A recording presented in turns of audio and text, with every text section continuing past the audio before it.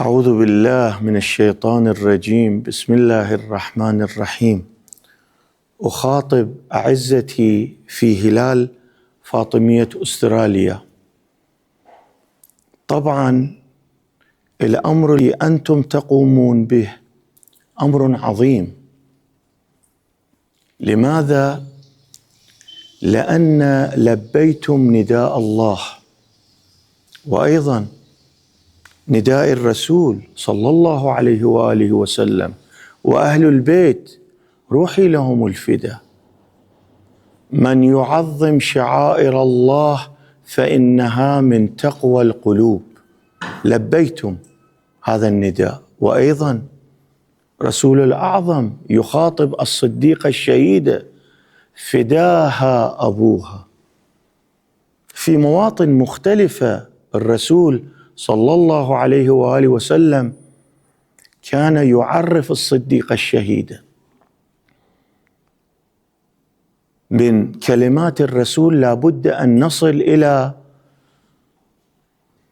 معرفة الصديقة الشهيدة، هذه المرتبة العظيمة التي أعطاها الله سبحانه وتعالى، وهي مصداق لآية التطهير، مصداق لآية المباهلة. وقس على هذا في القرآن الكريم.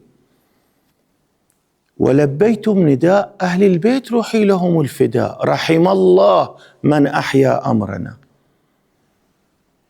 الشيء الذي يطرح لابد أن ندقق فيه: لماذا الصديقة الشهيدة فاطمة الزهراء سلام الله عليها خرجت، كانت تبكي ليلا ونهارا، خطبت تلك الخطبة المسجدية؟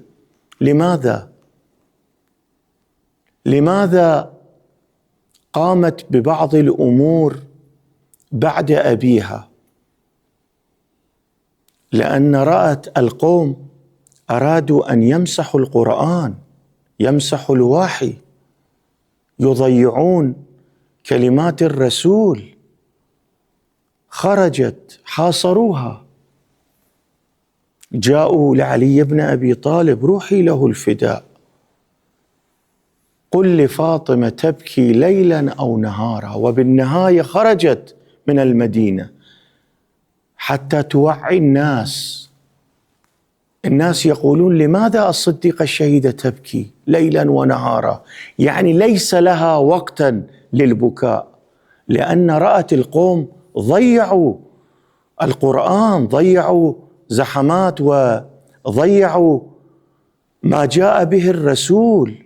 أرادوا أن يمحوا الوحي، أرادوا أن يغصبوا الخلافة وغصبوها، ولكن لا بد أن يخرج أحد حتى يعلن للمسلمين أن فلان وفلان غصبوا الخلافة. الله سبحانه وتعالى في القرآن أمر لرسول الله: بلغ ما أنزل إليك. راجعوا إلى متون العامة المخالفين، قالوا نزلت في غدير خم، ولكن أولوها ووجهوها. وأيضا اليوم أكملت لكم دينكم وأتممت عليكم نعمتي بولاية أمير المؤمنين. القوم اعترفوا بهذا. الصديقة الشهيدة خرجت حتى تبين الحقيقة، تخلي بصمة للشيعة المحبين: اعلموا أن هؤلاء فعلوا كذا وكذا. الطريق الصحيح هو هذا الذي يرشدكم به علي بن أبي طالب. روحي له الفداء. هنيئا لكم أيها القائمين بهذه المجموعة، بهذه البرنامج، برنامج الإلهي. لابد أن نعبر عنه ببرنامج إلهي، لأن الله سبحانه وتعالى خاطبنا: من يعظم شعائر الله فإنها من تقوى القلوب. ذكر الفاطمية والقيام بمراسيم الفاطمية هي حفظ الشعائر. الناس يسألون: ماذا وقع في التاريخ الذي الناس يخرجون بهذه الشعائر يخرجون بهذا النعي، يخرجون بهذه الطقوس. لماذا؟ أي شيء وقع؟ شوف، هذا هو يسبب الناس يصير بيهم توجه لأهل البيت. لقد شيعتني فاطمة. شوفوا المستبصرين، لأنهم لما يرجعون إلى الفاطمية يقرؤون القضايا يرون أن الحق مع الصديقة الشهيدة. احنا تكليف علينا أن ندعو الناس، تكليف علينا أن ندعو الناس لطريق الصحيح، لطريق الحق. طريق الصحيح والحق رسمتها الصديقة الشهيدة سلام الله عليها، رسمت الطريق الصحيح صديقة الشهيدة سلام الله عليها. تريد أن تصل إلى جنان الخلد، انتخب هذا الطريق. الصديقة الشهيدة خرجت وضحت بنفسها لأجل بقاء الدين. أعلنت أولاً هؤلاء غصبوا الخلافة، ثانياً هؤلاء يعملون بما في أنفسهم، ليس الله سبحانه وتعالى أمرنا بهذه الأشياء، بل محوا ما قاله الله سبحانه وتعالى. تعرفون، حرقوا كلمات الرسول، والتاريخ موجود ويشير إلى هذا الأمر.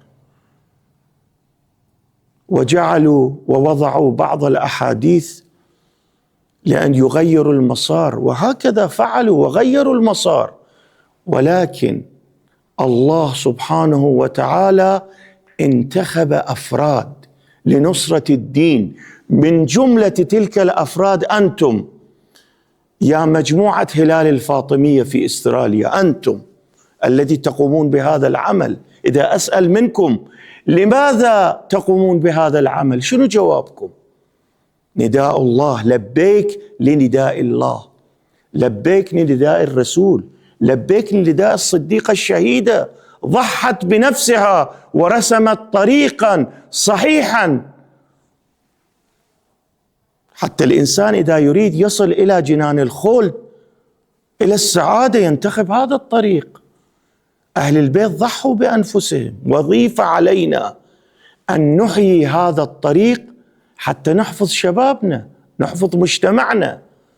إذا فهموا وعلموا أن أهل البيت لهم هذا المقام، الله سبحانه وتعالى جللهم. شوفوا، نصارى نجران جاءوا عند الرسول ما اقتنعوا، انتهت الأمر إلى المباهلة. ولما رأى كبير نجران فاطمة الزهراء سلام الله عليها، ولما رأى فاطمة الزهراء سلام الله عليها خاطب قومهم قال: لا تباهلون مع هؤلاء، أنا أرى النور في وجوههم، إن باهلتموهم لم يبقى أحد من النصارى على الأرض. شوف مقام الصديقة، الإسلام في خطر، دليل الإسلام الصديقة الشهيدة. آية التطهير، هؤلاء الله امتحنهم قبل أن يخلقوا، قبل أن يخلقوا الله امتحنهم، فازوا في الامتحان. يا ممتحنة امتحنك الله قبل أن يخلقك. الصديقة الشهيدة لها مقام، الصديقة الشهيدة لها مقام عظيم. تريد توصل إلى مرتبة عالية، الدنيا دار فناء، بالنهاية تنتهي. لو كانت الدنيا لأحد لكان الأنبياء أحق بالبقاء وأولى بالرضا، غير أن الله تعالى خلق الدنيا للفناء. الدنيا مو باقية، تنتهي. الشيء الذي يبقى الشعائر، الدفاع عن أهل البيت. ومسألة مهمة التي لا بد أن أشير إليها: لماذا العلماء خرجوا في أيام الفاطمية وتبدلت الفاطمية إلى عاشوراء ثانية؟ خب تعرفون الأعداء مو جالسين، دائما مشغولين بالافتراءات بالأكاذيب، ويردون أن يمحوا ذكر أهل البيت. من جملة تلك الأمور إنكار قضية الصديقة الشهيدة. أنا أسأل لماذا الصديقة الشهيدة خرجت لأجل الولاية. غصبوا حق علي بن أبي طالب. لا بد أن يخرج أحد من صلب الرسول حتى يعلن للمجتمع الإسلامي أن علي بن أبي طالب وقع مظلوما. الله سبحانه وتعالى ورسول الأعظم وصى بعلي بن أبي طالب، وإلا إذا لم تكن القيام بتبديل فاطمية إلى عاشوراء، بمرور الزمان يمحون قضية الفاطمية، قضية مظلومية الصديقة الشهيدة. حسوا هذا الشيء العلماء، ولذا بادروا، خرجوا بالبكاء حفاة يلطمون على صدورهم لأجل أن الناس ينتبهون. ترى الطريق الصحيح هذا الطريق الصحيح. إذا تريدون الشيعة تبقى على الأرض لا بد أن تحيون اسم أهل البيت. من جملة تلك الأسامي الفاطمية، صديقة الشهيدة. اليوم شوف، الآن العدو مجتمع، يوم يحاربك بالفكر، يوم يحاربك بالأسلحة. بالله عليك هذا الشباب اللي يخرج يقف أمام هؤلاء تسأل منه لماذا تخرج؟ من علمك هذا الطريق؟ لماذا تضحي بنفسك؟ يقول الصديقة الشهيدة علمتنا. خرجت لأجل الدين وأصبحت كالخيال. أنتم تدرون ليش أصبحت كالخيال؟ ذلك الزمان كان ضربوها، أسقطوا جنينها، جعلوها بين الباب والجدار. اقروا التاريخ، العامة يعترفون بهذا الشيء. ولذا لا بد أن نقوم بالشعائر وأهمية الشعائر بالفاطمية، ونحيي هذه المسيرة، ونقوم بالمجالس. لا بد أن نعطي عظمة لهذه المجالس حتى الناس ينتبهون، حتى يبقى اسم أهل البيت روحي لهم الفداء. الله ليش يخاطب نفسه تبارك الله أحسن الخالقين؟ ليش؟